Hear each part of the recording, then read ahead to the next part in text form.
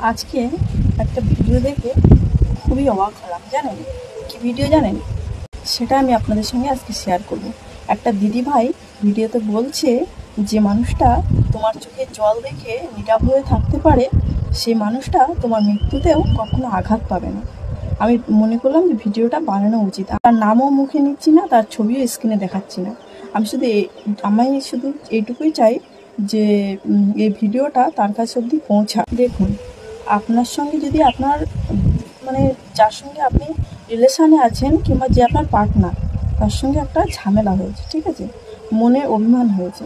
এবারে তুমি অভিমানের জন্য কান্না করছো, এবারে সে তোমার পাশেই আছে, কিন্তু তুমি যে অভিমানটা নিয়ে কান্নাটা করছো, হয়তো তুমি একজন মেয়ে, তার যে ভিতরে ভিতরে কষ্ট হচ্ছে না, কষ্ট পাচ্ছে না, সেটা কে বলতে পারে?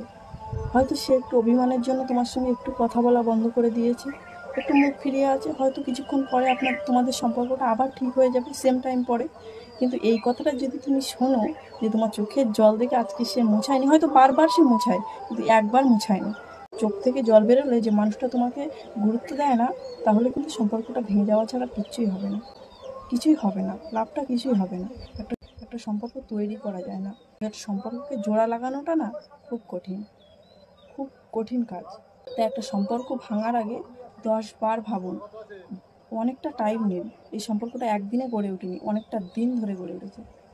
তো আজকে ভিডিওটা এই পর্যন্তই। সবাই ভালো থাকবেন, সুস্থ থাকবেন, সাবধানে। নমস্কার।